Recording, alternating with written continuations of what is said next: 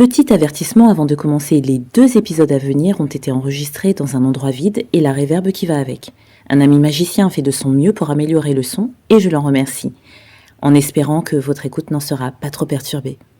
Quelques grammes de bonheur à consommer sans modération. N'hésitez pas à liker, commenter et n'oubliez pas de vous abonner et activer la cloche. C'est parti! Quelques grammes de bonheur. Quelques grammes de bonheur. Quelques grammes de bonheur. Quelques grammes de bonheur. Quelques grammes de bonheur. Quelques grammes de bonheur. Quelques grammes de bonheur. Quelques grammes de bonheur. Quelques grammes de bonheur. Bonjour ou bonsoir, quel que soit l'heure, bienvenue à tous. Aujourd'hui, nous sommes avec El Diablo, 52 ans, artiste et qui réside à Montréal. Bonjour El Diablo. Bonjour. Comment vas-tu ? Toujours très bien. Eh bien, écoute, moi aussi, parce que c'est un plaisir et un honneur de te recevoir aujourd'hui. Tu es artiste. Alors, artiste, c'est un terme générique, vaste. Est-ce que tu peux nous en dire un peu plus en quelques mots ? Ouais, en fait, moi, je m'intéresse pas tellement à l'outil, c'est pour ça que je me définis uniquement comme artiste, mais j'écris beaucoup, je dessine, je peins, je fais de la réalisation, donc voilà, c'est très très vaste. Le seul truc que je sais pas bien faire, c'est danser, mais j'arrive à m'en sortir quand même. Quoique, tant qu'on n'est pas mort, tout est possible. Tu peux encore apprendre si tu le souhaites. On va essayer, ouais. Et tu dessines quel type de dessin ? Ça dépend, mais c'est très autobiographique souvent, mais je suis un petit peu connu pour une série que j'ai faite qui s'appelle Lascar, voilà. Donc je suis pas dessinateur mais auteur, Oui. mais qui est à la base inspiré des bandes dessinées que je faisais dans la revue Psychopathe. D'accord. Voilà, il y a une vingtaine d'années, un peu plus même, maintenant une trentaine d'années. Puis voilà, je continue à dessiner, à peindre, faire plein de choses.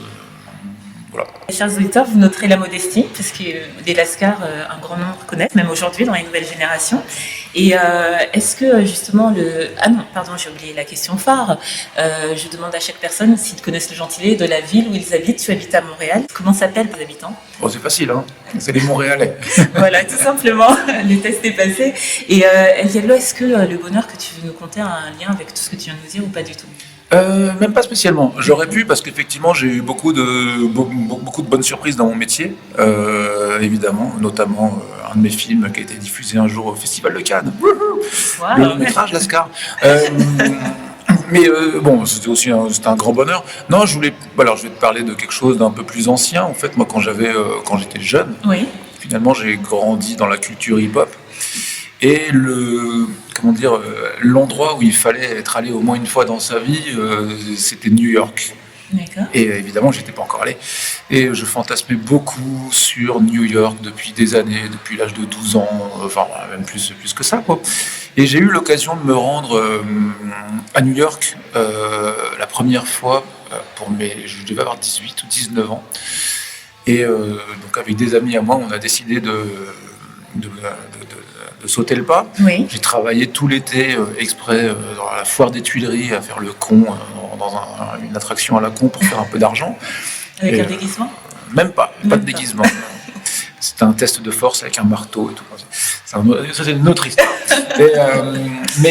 Du coup, j'avais réuni assez d'oseille pour me payer un billet d'avion et un séjour là-bas. Donc on a débarqué à 3 avec 2 de mes meilleurs amis. On a passé un mois incroyable en fait, parce qu'on s'est retrouvés vraiment dans le film. Finalement, toute notre culture, même de l'image, etc., du cinéma, etc. On était vraiment, on connaissait par cœur cet endroit finalement. Oui. Depuis notre putain d'enfance, c'est la première fois que je foulais du pied, quoi. Et même les odeurs, les sons, beaucoup, les sonorités, même tous les bruits de la ville, là, c'est tous ces trucs-là, tu tournes la tête dans tous les sens, tu fais wow, non, c'est incroyable. Et puis c'était vraiment l'époque où le hip-hop était très très très présent à New York. En plus, tu avais des boombox partout, du son et tout, incroyable. C'était incroyable. Et j'ai eu la chance de faire mon anniversaire. Je suis né le 15 août, on était allé en août. Dans une petite boîte où se produisaient 2 petits groupes qui étaient déjà un peu connus à l'époque, mais il y avait Tribe Called Quest et De La Soul, voilà, qui sont des trucs que j'écoutais beaucoup. Et la boîte, elle devait faire, je sais pas, c'était pas très grand, quoi. Elle devait faire 100 mètres carrés, tu vois, donc c'était vraiment... Et c'était blindé de monde. Mais les mecs, ils étaient là, devant nous, quoi, sur scène, ça, 2 mètres de nous, pas comme un concert. On a eu l'occasion après d'aller discuter avec eux un petit peu. On était comme des fous parce qu'on était des gamins, genre. J'ai croisé plein de gens, en fait, d'ailleurs plein de gens du hip-hop cette année-là à New York, là, même Spike Lee, Flavor Flav, The Public Enemy, enfin bref. Ah oui, les sommités de l'époque. Oui, là, effectivement. c'était assez incroyable, quoi. Et voilà, et c'était vraiment pour moi une espèce de consécration, je sais pas comment dire ça, d'accomplissement, de cas de ouah, ça y est, j'y suis allé, j'ai vu le truc, quoi. Et je pense que ça m'a aussi marqué sur plein d'autres choses que j'ai fait dans ma vie. J'y suis retourné de nombreuses fois, évidemment. Je trouve que maintenant c'est un peu moins chouette d'ailleurs, c'est un peu devenu Disneyland, ça a perdu un peu de son charme, New York, même si ça reste intéressant. Mais voilà, c'est même pas un petit bonheur en fait, c'est tout un mois de ma vie qui a été une espèce de grosse aventure et une espèce de doigt dans la prise où quand je suis sorti, je suis rentré, je pense que je pleurais quoi, dans l'avion. Waouh. Et qu'est-ce qui t'a donné le plus de satisfaction finalement? Parce que c'est parti d'un rêve que tu avais. Ouais. Tu t'es donné les moyens d'accomplir ce rêve, donc ça peut être une piste de bonheur de se donner les moyens d'accomplir. J'agis souvent comme ça, moi. Ouais. C'est vrai. Ouais. Et une fois que tu y étais, donc finalement, qu'est-ce qui a constitué le plus de bonheur pour toi?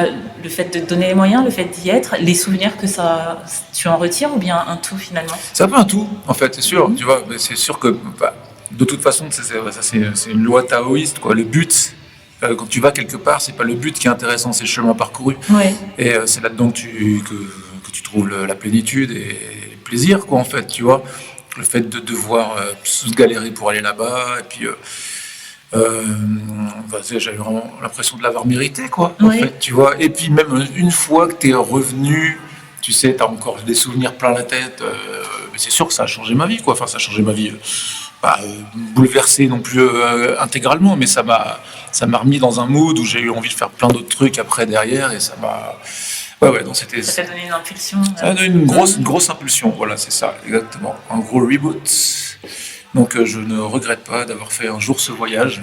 J'ai fait d'autres beaux voyages dans ma vie, Rio notamment, enfin plein d'autres endroits, la Guadeloupe où je suis allé de nombreuses fois, etc. Mais en fait, c'est sûr que voyager, et je suis sûr que tu es d'accord avec moi là-dessus, voyager, ça enrichit vraiment, quoi. Ça ouvre l'esprit. Ça ouvre l'esprit, ça apporte la plénitude. Voilà. Totalement. Écoute, moi je suis ravie aussi que tu aies partagé ce bonheur avec nous, parce que ce qu'on en retire aussi, même si nous ne sommes pas des donneurs de leçons, c'est que effectivement, quand on a un rêve, on peut se donner les moyens d'y arriver et de le concrétiser, mais en plus le bonheur de le faire en amène d'autres, puisque la preuve, tu nous en parles, c'est que tu l'as gardé. Mais je dirais même, c'est pas on peut, c'est qu'il faut. Quand tu as un rêve, si tu le laisses de côté, que tu n'en fais jamais rien, après il meurt ton rêve, quoi. Il faut, même si tu n'arrives pas au bout du rêve, le fait d'essayer, ça t'apporte quelque chose dans la vie. Tout à fait. Et tu n'es jamais à l'abri d'une bonne surprise, et souvent d'ailleurs, quand tu donnes la bonne impulsion, tu arrives à peu près à ce que tu voulais faire, quoi. Merci. Est-ce que c'est une philosophie que tu essayes de dispenser aussi autour de toi? Parce qu'en tout cas, Oui, tout à fait. À mes enfants notamment. Moi, je ne sais pas si c'est une philosophie, c'est un mode de vie en tout cas. Un mode de vie, entièrement. Ouais. Donc voilà, effectivement, si j'arrive à convaincre d'autres que moi et que ça peut les amener à la plénitude, allons-y. Eh bien, merci pour ces bons conseils, et puis merci d'avoir passé ce moment avec nous. Et que de souhaiter, si ce n'est de prendre soin de toi tout d'abord, de ceux qui t'entourent, et surtout de tes rêves, de continuer à te donner les moyens de les réaliser. On va faire comme ça. C'est dans ma to-do list. Merci beaucoup, et puis n'hésite pas à revenir. Si un jour tu as un autre bonheur à nous conter, ce sera avec plaisir que je te recevrai. C'est parfait. Et n'oubliez pas, vous autres, le bonheur aussi léger soit-il n'est jamais loin, alors sachez le voir, vous en saisir et l'apprécier. À bientôt. Quelques grammes de bonheur. Quelques grammes de bonheur. Quelques grammes de bonheur. Quelques grammes de bonheur. Quelques grammes de bonheur. Quelques grammes de bonheur. Quelques grammes de bonheur. Quelques Quelques grammes grammes de de bonheur. Bonheur. 4 grammes de bonheur. Également envie de donner un peu de bonheur en partageant le vôtre? N'hésitez pas à nous contacter au 07 52 98 36 92 ou alors sur l'adresse mail quelquesgrammesdebonheur@gmail.com. À très vite et n'oubliez pas de vous abonner. Merci.